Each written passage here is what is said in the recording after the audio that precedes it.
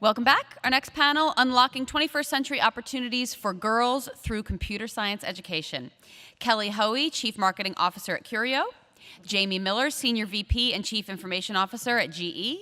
Mel Selcher, VP, Global Corporate Communications at Cisco. And Carolina Huaranca, Managing Director at Girls Who Code Clubs. Let's give them a big welcome.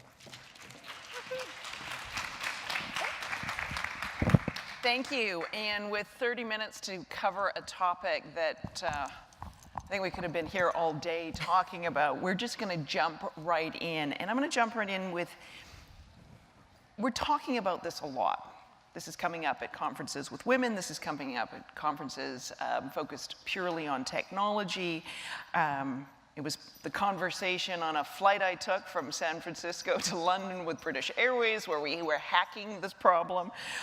Why is this topic so hot right now? And I'm looking right down at you, Mel. Yeah, no, I think it is hot. I think at Cisco we could probably get requests from the media and from events to talk on this several times a week. I mean, and I think there's a couple reasons. I think from our perspective, fundamentally, from the White House on down, it is a question about both our country and our corporations' competitiveness, right? So with the pool of talent that we're going to need now and going forward is limited. So it depends what numbers you look at. I've looked at numbers that say that by 2018, there's going to be 3 million STEM jobs and only 1 million qualified candidates coming out of our current system.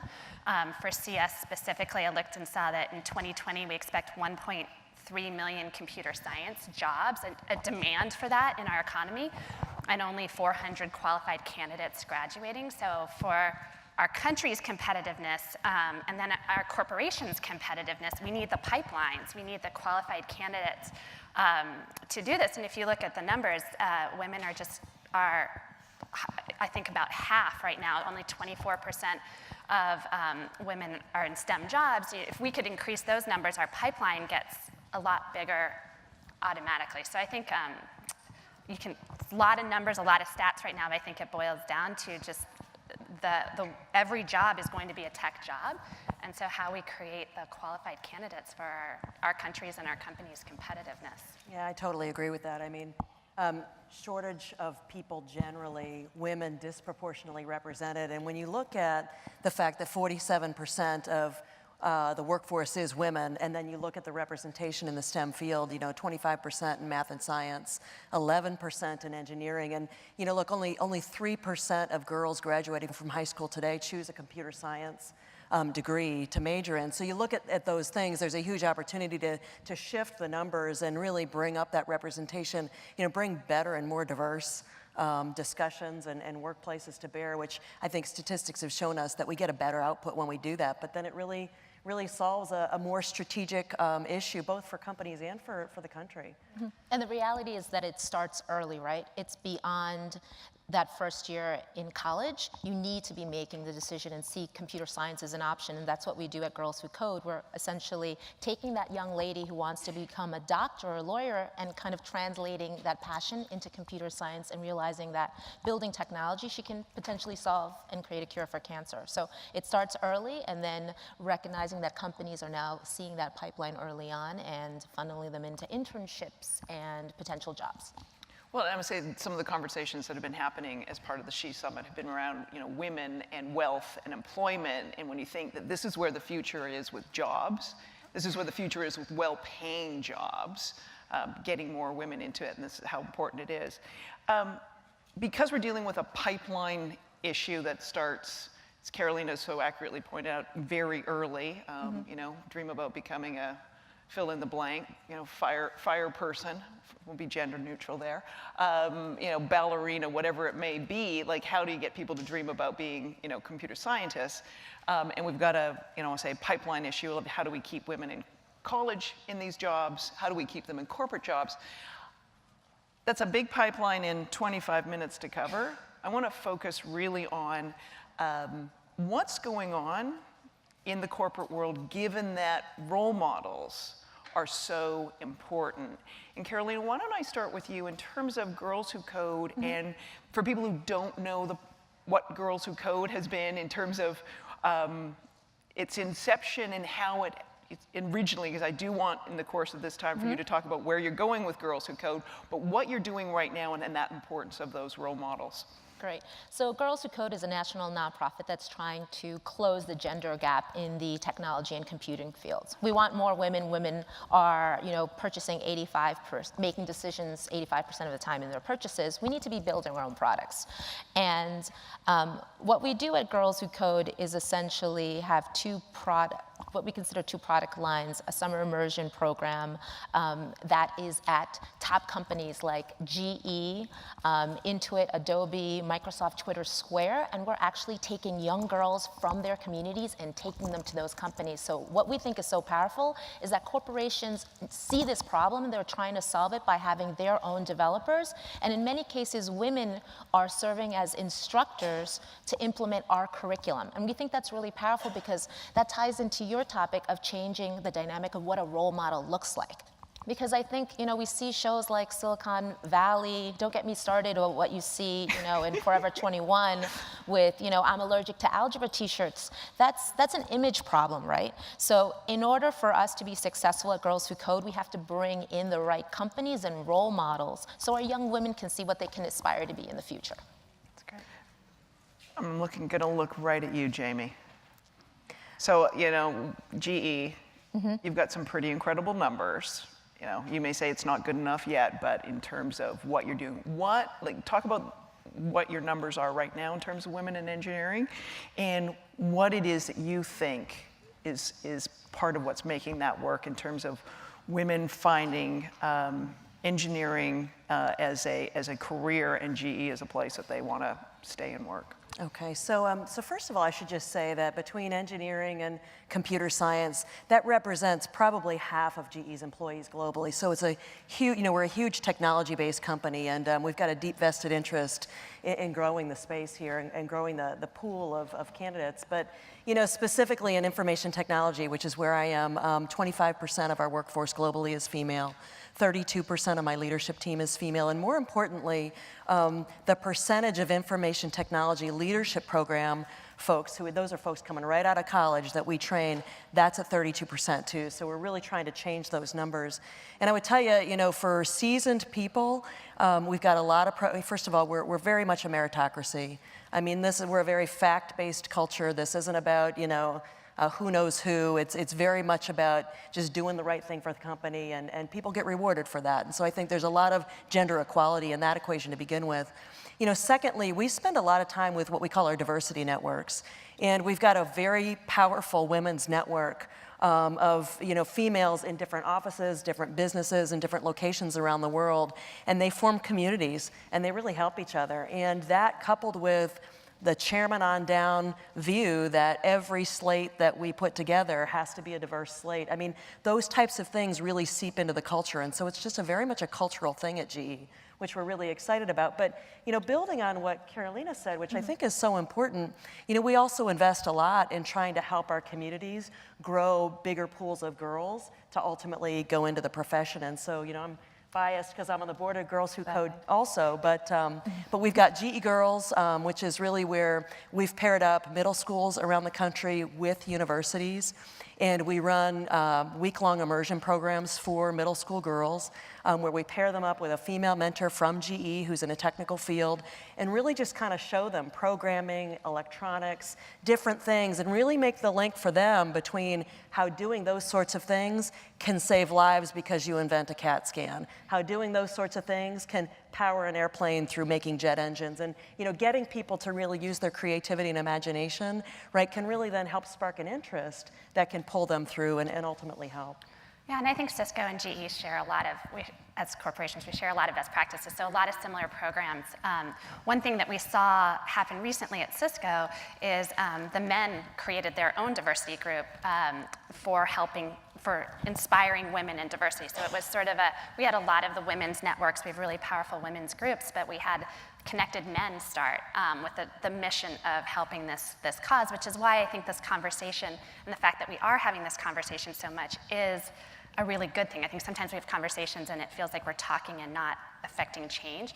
But in my mind, a lot of this is an awareness issue, and the more that we can draw awareness to it. Cisco's also leading sponsor of US 2020, and so we've made a commitment that by 2020, 20% of our US employees will be spending 20% of their time mentoring STEM, women in STEM. And so it's, I think there's definitely, we do things that for our population and for our leaders and for our employees inside the corporation, similar to GE, and then what can we do bigger in the community to create that pipeline. So it's a multifaceted challenge, but I think the conversation really helps. I think. Well, and I think it's really helpful to hear these, these nuggets of, something that's different that someone could take away and do in their own company. And I love this idea that the men have started, and it's like whether it's their daughter, whether they've seen their wife, whatever it is, and they've said, right, we need to be the champions, because it is. We could all, I'd love events like this, but we could all sit there and nod and say, yes, we all know the problem, but if everybody else is not part of the conversation, and particularly right now, men who are in, the dominant group and in the leadership roles, if they're not part of the conversation and participating. I'm thinking of a conversation that I had with AT&T, and they have speaker, like almost an internal speaker bureau now, and really actively getting their women out there and speaking. And I'm thinking, Carolina, in terms of your work with all these corporations, have there been role models or things that you've seen as part of the companies you've been working with that you're like, wow, like this is, something that's really cool and has inspired the girls? A specific company? Or just something that, in terms of things that you've seen in terms of thinking of these corporate best practices that really inspire the girls? Well, I think it's really powerful to have men as allies. I really want to reiterate that sentiment, because one of the clubs that we have, so to give context, there are 2 programs that Girls Who Code runs: a summer camp, 7 weeks at companies, and then we run clubs during the academic school year. And we have some now companies come to us that they want to have an academic school year experience with their developers, and we're running one at Twitter. And at Twitter, the teachers are 6 people, 5 of them are men, and the men are championing these young women. And they call me and ask me for guidance on, and one of the biggest things that I took away was that they said that they can be better leaders by having more empathy working with women. And this is actually the first time that they've worked with such a strong group of women, and now they want to hire them on as interns. So I think the takeaway from me is having men as allies to be part of this conversation, and for us building the Girls Who Code movement and getting more young women exposure to computer science, but also realizing that this is also helping them, and the corporations realize that it's actually making them better leaders and better managers. I think there was a McKinsey study a couple years ago that showed that leadership teams that had several women, and it had to be more than 2, had better corporate performance. And I think so that's sort of the, our corporations are still, CEOs and leadership teams are still largely male, but when they understand that it's actually better for the business, better decision making, better strategy, when you have the diversity of ideas, I think that's helping create this sort of sea change and this desire, if you will, to have diversity in the ranks. And I think it's important that we're having the conversation. A couple of weeks ago, Google actually released, its gender-based percentages, and I think it's the first time one of the big tech companies has really released that, and they've been under a lot of pressure broadly to really start talking about this issue more. But I think the more transparency we have, the more people really are coming back to how can I get involved, how can I be an ally, and there's just a broader realization that this really needs to change. And I think, we read in Lean In that women fundamentally are different, and they use the whole analogy Cheryl uses about raising your hand and the women not raising their hand. And so I do think this is where the awareness helps. Our men leaders have to mentor, encourage, in ways that are different than maybe they have in the past. If women really only think they can do it, if they can do 80%, and men are raising their hand when they feel 20% qualified, you're going to continue to have this pipeline issue as you go up the organization. And so the awareness and the conversation, I think, really absolutely helps. I see it really helping inside Cisco. And I'm saying these structured, I want to say defined mentoring opportunities. I would say in my past corporate life, when I would mismatch, I would say mismatch in somebody's mind, a mentoring pair, and they're like, oh my God, what are we going to talk about? I'd look at the male partner at a law firm and go, it's crazy, you're going to talk about work. I don't know what you thought you were going to talk about, but this is what it's about. But to be able to sit with a bunch of girls who you know, likely are from a different socioeconomic, a whole different life experience, put the, you know, gender aside and say, Yes. you know, you're going to encourage them on this subject and the importance. Jamie, when you and I exchanged emails and conversation before this, there was a lot of personal passion in terms of why, you know, it's nice to say, oh, this is the corporate and this is the bottom line and we have shareholders, but your personal commitment in terms of why this matters to you. Yeah, and we talked about all the corporate reasons. You know, look, as I grew up, just in my career, I experienced, you know, I think we all have, right? A lot of times when I remember the first time I was pregnant, I very specifically was pulled off what was the most prestigious project in my office. And I didn't work for GE then, but... I was going to say, we've got to call Jack in. Like, who do we need to call? But, you know, when I went into the senior leader's office and really said, hey, I really want to know why this happened, it was a very gender-specific reason, right? And you're like, and I think we've all had those types of things happen to us over the course of our career, and you start to really, at least I've really started to internalize the idea that we all have to pay it forward, right? And really personally help people. And it's not just about the diverse slates and about the women's networks, but I think it's about personal involvement on the part of senior leaders to be honest with people and coach and mentor them, to really help pull them through for big opportunities and advocate for them. And I think there's a big difference between supporting versus advocating. And, you know, and really helping create that conversation in a really positive way that helps showcase, you know, what different women can do and just gives them different opportunities. Definitely. No, I mean, I think women are different. I mean, I think we've seen it bear out. I think a healthy conversation is recognizing that. I read a lot, the New York Times article on why there's not more women in science. And women do need more encouragement. One of my friends is the head of the math and computer science department at a school, and she said one of the issues is that the top women are perfectionists. So her top females in school are perfectionists. They think they have to be really good at every single subject. Whereas the boys are much more comfortable saying, I hack and I stink at English and I'm fine with that. And so when it comes to... I see that in my kids, by the way. Yeah, it's totally true. I mean, and so I think sometimes we want to deny there are those differences, but they really do exist. And so her challenge is, okay, when I send my girls then to the science fair, they have straight A's in English, history, and science, whereas the boys have spent the entire time focusing on their science project. They're winning the science fair disproportionately to the girls, right? And so if we know and we internalize these things about girls, that they do want to be perfect, that they want to be good at all of these things, then I think we can start changing the systems to be a bit more fair in terms of making sure that outcomes are more what we need. So I think there's a bit of a confidence issue too. yeah, for sure. You know, and I'm sure you guys see this, but you know, working with males and females, managers as they come through sort of, you know, the workforce, men are much more confident, they are much more aggressive, and they're much more sort of out there talking about the things that they do. And I think women are, you know, more likely to be substantive, really wanting to make sure they bring the full product, and they're not going to be the showcasers or the people who are banging the door down to tell you about it, but I think it's our job to really pull that up. I'm kind of curious. No, I agree with Jamie. That's one of the reasons that we're single sex, right? We're girls who code, not girls and boys who code. But I think because I'm sure you get that, like people's like someone saying, "My brother wants to do this program." We as get well. that a lot. Yeah. That's challenging at times, but we really want to stick with that particular mission because we realize, and studies have shown that there is a confidence issue. So when we actually pull out the boys, particularly in the earlier grades, girls are taking risks. They're not afraid to fail, and I think that's inherent in just the startup or technology industry. You need to be able to fail and iterate to build great product. And I think, you know, we hear what the corporations are telling us, and I think that's kind of built into the curriculum and the educational philosophy that we promote.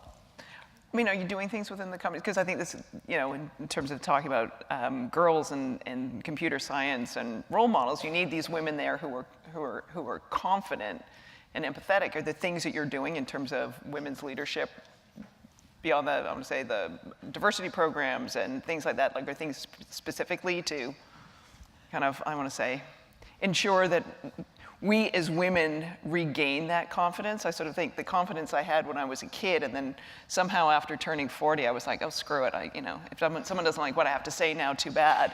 The confidence kind of came back, But are the things we're doing in those kind of critical career years, Yeah, I think we're doing a lot of mentoring, but I think we're also helping our male leaders do it as well, because the numbers still are what they are, and a lot of the males are going to be making promotion and hiring decisions. So I think if we just focus on the women, mentoring the women, we're not going to move the numbers.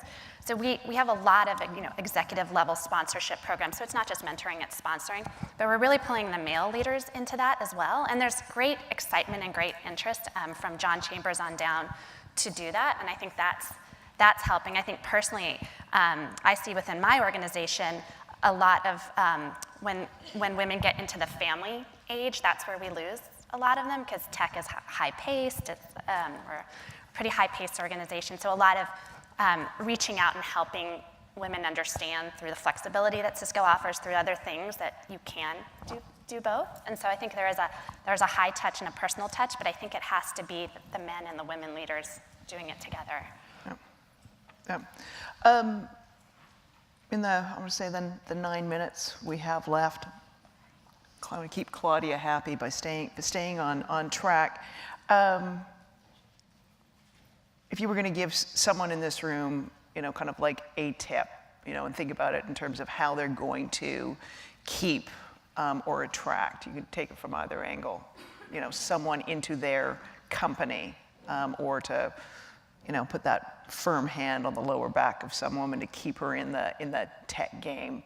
What would be the one thing you say, you know what, you could walk away and do this on Monday, or you could start this in Monday in your company, so that we're more than talk, we actually have some sort of effective tip or takeaway. I'm going to stump all my panelists. And I kind of go back to sort of the personal engagement. I think you've got to be very cognizant about pulling people in. I think you have to empower them and give them something big, even if you're not quite sure what they can do, and just keep pulling people up. I mean, I think to me, it's a very personal thing, and I think the more you can role model that, other people follow. Yeah. I liked earlier one of the panelists talked about we're our own worst enemies, because we have that person in our mind telling us that we can't do it, or, I spend a lot of time with an incredibly successful CEO of a $50 billion company asking me for advice, and I think I'm often there's the person inside me saying me, and I think it's just recognizing as women that friend exists there, and being able to kind of quiet them, listen. I mean, genuinely listen to them, but move beyond them to take those opportunities and raise your hand and feel good about what you're doing. So from my perspective, I'm a little biased because I'm working with girls on a daily basis. So there are probably a lot of moms, aunts, grandparents here. It's just exposing your girls and seeing that there's possibility in them being able to pursue computer science as an option. So it's as simple as getting on the internet with them and playing Scratch, or just taking them to a math museum. But I think it's really powerful to start that conversation very early so they can unleash their potential in the future. I was telling Carolina, I noticed my daughter's in kindergarten, and the first grade math club, one girl signed up, and it was all boys. And so it starts that early. And we were talking about in the back, and you live in Silicon Valley, in a school with the parents, yeah. But the girls are in ballet and they're in art, which is great. But why are we not getting them excited about computer science? And I read that graduates this year with computer science, the men and the women are making exactly equal, which is huge, right? Because that's still finally, not happening. We're wage parity if we go and do this. I know. So in Silicon Valley, where they're so focused on the most successful kids, and we're not putting our girls in math or science clubs at first grade, it's well, and so you maybe part of it, we've sort of gone from the corporate end to the spectrum, head back down to the other end of the pipeline spectrum. Is like, should we be teaching about technology, in a different way, so that we're not, as I like to say to people, I was, undergraduate in the 80s. Technology was ugly then, right? Learning to code was really ugly. And it's beautiful now in terms of what you can do and how can we teach it in a way that would get girls excited. And we talked about my bracelet and Kiki magazine and what they're doing. This is the ultimate wearable that a 9-year-old can make, or a 48-year-old if she got her sewing machine out. So, and if that got someone excited about it, is that part of it? Is it teaching it a different way? We're teaching in a more collaborative, more practical way, right? The reality is that languages, you could do Ruby, you could do Python, that's going to change. What you really want girls to understand is this idea of making and problem solving and logic. Then they can pick up other languages. But you have to be where the girls are at. So we don't say computer science. We ask girls, what are you interested in building? What problem? What's your lived experience? And that's what girls, I think innately, women want to help, right? So a lot of the girls that are attracted to our program want to, like for instance, a young woman named Helen, she goes to Staten Island Tech, and we asked her what she wanted to do before she went to one of our programs, and she wanted to solve world hunger, right? And she wanted to do that through international development work. She didn't think she was going to become a computer science. Now she's getting a full ride at Brown after Girls Who Code and majoring in CS. Well But she done. realized, Yeah. But she realized that she could solve world hunger through being creative in technology, right? So I think that's a powerful takeaway. Being able to be collaborative and teaching, our philosophy is we are teaching in a different way. Be where the girls are at, and it's not just CS, but it's talking to them in a different way so they get engaged with this topic. What else on this issue? There's so much. Well, I thought I'd pick up, I think one of the panelists earlier, she made a comment that she thinks there's too much of a focus on STEM and that it's too limiting because there are a lot of women in technology who didn't graduate in STEM. And I think that's true, especially for now and where we are, because we can affect our kindergartners now and it'll hopefully play out in 20 years, but for where we are now, and I think it's true, and I think it gets back to a confidence thing. I went to Princeton thinking I was going to be a physics major because I had a female physics teacher in high school, which was rare. I was one of 2 girls in AP physics in high school, and I thought I was going to be a physics major at Princeton. I went and signed up for advanced physics. I think I was one of 3 or 4 girls freshman year, and I got a 25 or 30 on the first quiz, and I just broke down and gave up on physics. I learned 4 years later that all the boys got 25s and 30s too.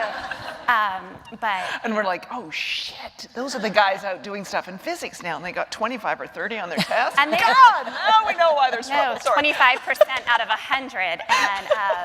But because of the perfectionists, because of the confidence issues, some would say because we let our girls quit too easily.